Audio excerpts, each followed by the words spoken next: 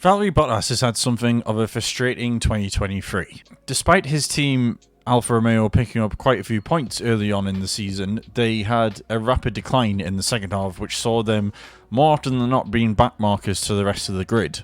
To the point where they were able just to edge out Haas in the Constructors' battle to not finish bottom of the pile and finished in 9th. And now we're at the point where Bottas has a year left on his contract. People are asking questions about his future, with him taking up another championship in this year coming up in 2024, with the fact that he's going to be doing a cycling championship, and people are wondering, is his heart still in F1? And the other question that I think most people would rightly ask is whether or not he's at risk of losing his seat with the results that have been coming out of Alfa Romeo recently, and the crazy season that may be coming up in 2024 in terms of driver moves. Valtteri's position may well be in danger. But for me, there may well be more hope than people realise for Valtteri to have a positive 2024 in terms of his drive, and also being able to extend his stay in F1 past the current season. Now, before we get into it, don't forget to hit a big like on the video if you do enjoy the content we put out here at Taking the Pits, and don't forget to subscribe as well. We've had a fantastic month over the past month since we've rebooted the channel, and yeah, thank you again for all your support. So the first place we need to start this discussion over Valtteri Bottas is with his contract situation. The reason we need to discuss Valtteri's contract, other than, the fact that it's up in 2024, is the fact that in his latter years of being at Mercedes, Bottas didn't like the instability it created in his driving and in his focus by being on yearly extension contracts. And he is someone, I think most F1 drivers, not just Bottas, like to have 2 or 3 year contracts so that they know they're on the grid for the foreseeable future. And what didn't help Bottas was the fact that Russell was basically being earmarked for his seat at Mercedes. I mean, he was doing a smashing job at Williams, he was a protege of Toto Wolff's, so it only made sense that at some point he was going to get that Mercedes seat. And of course, with only having yearly extensions, it made him feel all that more insecure about his place in the Mercedes team, as well as being in F1. But at the end of this Mercedes stint, he did end up going to Alfa Romeo, or Sauber as they'll be known next season, and got that 3-year contract, and really helped him settle in and make him feel more at home, more part of the team, and more valued as a driver. But here we are at the end of 2023, the first 2 years of those contracts are already done and dusted, and now the question remains of what happens next. Now, before a few weeks ago, I would have been concerned about Valtteri's position at Alfa Romeo and on the grid as a whole, because if we go to the end of this season and look at how the Alfa Romeo was performing, it wasn't really doing that well in the middle to the end part of the season. Early on, they were able to get 7 races with points in them out of the first 9 races, so they were doing really well at the start. It's just that the decline was pretty rapid when their upgrades didn't really bring much to the table. But things have changed quite quickly, as they always do in F1. One day is quite a long time in F1 from one thing to the other, and a few weeks is a mighty long time, as we know. And with rumours that Ferrari are looking to extend the contracts of Carlos Sainz and Charles Leclerc, I think this may help Valtteri's long-term quest of being able to stay on the F1 grid for the next few years. Now, the reason for that is because Carlos Sainz is heavily rumoured to be one of Audi's main prospects of getting the number 1 seat in that team. The other driver that's heavily linked is Nico Hülkenberg, and I think Hülkenberg will end up moving to Audi next year or the year after, depending on how it goes with Haas over the next 12 months. But Sainz was the main prospect and the big name that they wanted to get in, because if you look outside of Sainz, all the big names are sort of locked into longer-term contracts, and unless there is a major fall-off in any of those major names' cars, they're not likely to move anytime soon. So Sainz was really the main protagonist in terms of getting into that Audi seat. But, like I said, with the rumours, with Sainz and Leclerc potentially signing contract extensions, and Sainz recently saying he wants to have a contract extension signed before the 2024 season starts, it looks like Carlos will be staying put. And because Sainz is wanting to stay at Ferrari for the long term, I think what this does for Valtteri is it opens up the door for him to keep his place at Sauber for the next couple of years, and potentially, depending on how he does on the track, keep him there long enough to be Audi's number 1 driver.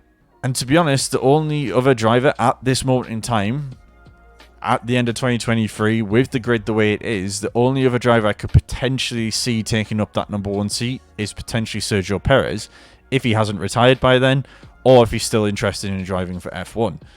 The other issue that people will have in terms of going to Audi, if you are a top driver, is the fact you don't know how Audi are going to perform. You don't know if they'll hit the ground running or if they're going to be a backmarker and trying to work things out season by season, race by race. So with that being said, I do think Bottas, in terms of the Audi chair, does have a good chance of staying there. But I also think there are other teams on the grid that would take Valtteri into their team if given the chance. I think if you look at likes of Williams, if Albon potentially leaves or if Logan Sargent doesn't get extended, I think Williams would be quite happy to get Valtteri in. He's worked with James Vowles before.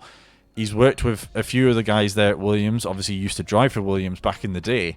So Williams is definitely a good prospect for Valtteri to move into if, say, the Sauber move doesn't quite happen, if the extension doesn't happen, or, no other teams are interested. But with that being said, it does make 2024 a big year for Valtteri, because if he can put in a good performance race to race, be consistent, get points for Sauber on a consistent basis, then I think teams will come sniffing, because he's one of the more experienced drivers on the grid. He's a known commodity. People know that when he has the right car under him, he can be quick. So why wouldn't you want someone like Valtteri Bottas behind the wheel? Do you think I'm crazy in thinking that Valtteri should get another seat somewhere else or potentially get an extension at Sauber? Let me know in the comments. But there is another reason why Valtteri should remain positive heading into 2024. And that's the car's performance.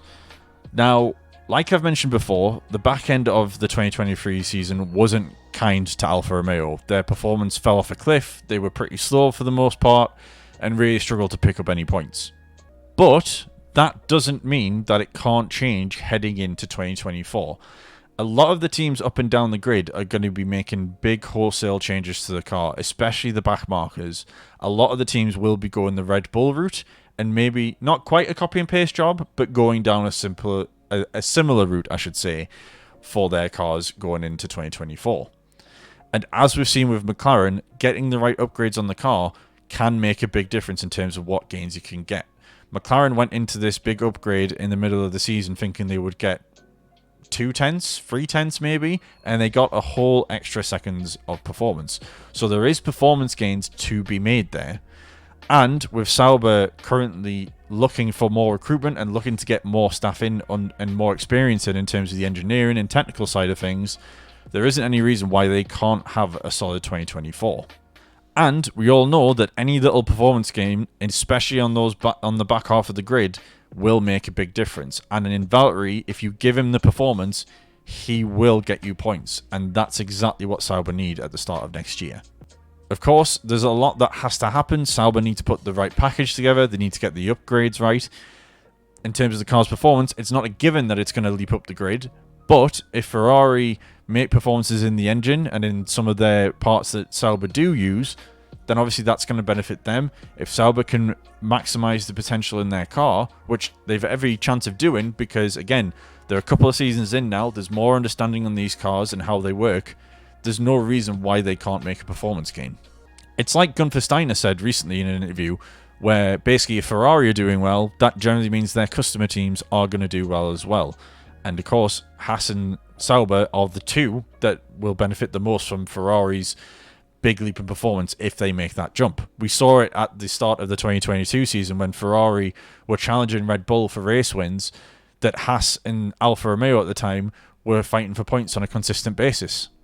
And like we've seen with Williams, that if you have a good off-season and have a good year generally, you can be fighting for 6th or 7th in the championship. And with Alpine having issues at the minute in terms of the performance in their car, there's no reason why you couldn't be fighting for 6th position if you get it right. Look, Williams are going to be there, and there's no reason why the other 3 teams that are in the fight for the sort of last couple of positions can't be there as well. And if Sauber get the 6th or 7th position, or even 8th, it's 10 million each way in terms of prize money, and that's a big thing for a team like Sauber, who don't necessarily have the biggest of operations, but of course are going to be increasing as the years go by as we head towards 2026. And if he does get those points, I don't see how either Sauber or Williams give him the contract that he wants. I could see there potentially being an issue with Sauber in terms of they might not want to give him more than a 2-year contract or a 1-year contract at the end of 2024 to keep their options open for 2026.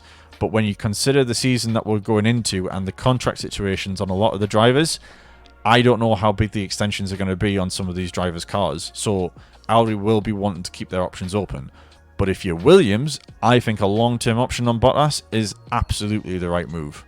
So, with that being said, do you think Valtteri will get that contract? Do you think he'll stay in F1 for much longer? Or do you think he deserves to go into retirement and enjoy his time cycling with his missus? Let me know in the comments what you think. As always, guys, thanks very much for watching. I hope you've had a great Christmas and New Year. Hopefully we'll have a smashing 2024. And yeah, we've not got long now till the 2024 season starts. Pre-season testing's about 6 or 7 weeks away. So yeah, fingers crossed it's going to be a good one.